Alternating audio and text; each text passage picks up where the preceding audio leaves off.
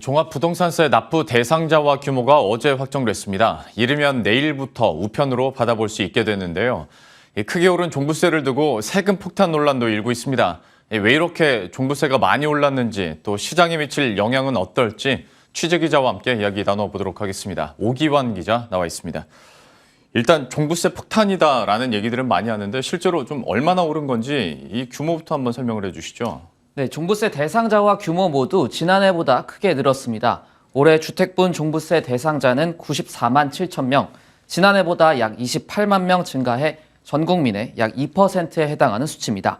세액 규모는 5조 7천억 원으로 지난해의 3배 수준으로 늘었습니다.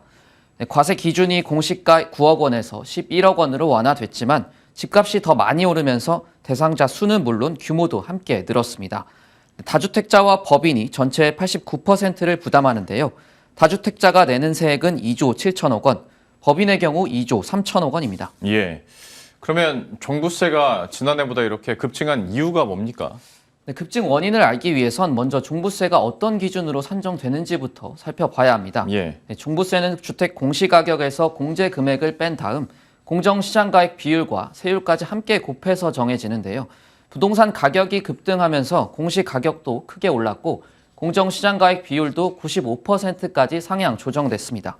여기에 정부가 부동산 시장 안정과 투기 수요 차단을 위해 종부세율까지 올리면서 세수가 급증했습니다. 2주택 이하에 적용되는 종부세 일반 세율은 최대 3%, 조정 대상 지역 2주택이나 3주택 이상 다주택자의 경우 최대 6%까지 올랐습니다. 예.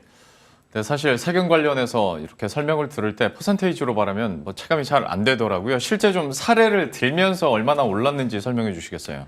네, 이해를 돕기 위해서 제가 실제 종부세가 얼마나 올랐는지 한번 계산을 해봤습니다. 예. 네, 공시가격 17억 원짜리 아파트를 한 채 가지고 있다면 올해 종부세는 약 270만 원, 1년 전보다 2배가량 뜁니다. 또 여기에 더해서 공시가격 18억 5천만 원짜리 아파트를 가진 2주택자라면 부담은 훌쩍 커집니다. 종부세는 1년 만에 5천만 원 넘게 늘고 재산세까지 합한 보유세는 1억 원까지 불어납니다. 예. 이럴 경우에 다주택자라면 부담이 2배, 3배로 더 커질 수밖에 없는데 좀 이런 현상들에 대해서 또 정부 입장은 어떤지 이것도 한번 정리해 주시죠. 네, 정부는 일단 논란이 뜨거워지자 진화에 나섰습니다. 기획재정부는 어제 브리핑을 열고 전 국민의 98%는 종부세와 무관하다는 입장을 밝혔습니다.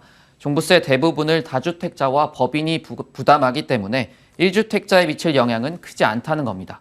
특히 1가구 1주택자 가운데 72.5%는 평균 세액이 50만 원에 그칠 것이라고 강조했습니다. 브리핑 내용 직접 들어보시죠. 1세대 1주택자는 전체 주택분 종부세 고지세액 중 약 3.5%를 부담합니다. 인원은 13만 2천 명이고 세액은 약 2천억 정도 되겠습니다. 전체 고지 인원 대비 세액은 작년 대비 비중으로 보면은 전년 대비 감소를 했습니다. 네, 이어서 세부담이 급증한 경우는 일부 다주택자의 사례라고 일축했습니다. 또 지난해 8월 종부세법 개정 이후 과세 기준일인 지난 6월까지 10달간의 유예 기간을 줬다고도 밝혔는데요. 다주택자들이 세금 폭탄을 피할 시간을 충분히 줬다는 겁니다. 예.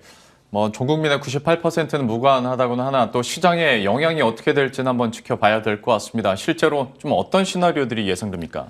네, 정부는 일단 종부세로 다주택자 매물이 늘면서 시장 안정을 기대하고 있지만 전문가들 분석은 또 다릅니다. 집값 상승에 대한 기대감과 양도소득세 중과 등으로 퇴로가 막혀있기 때문입니다.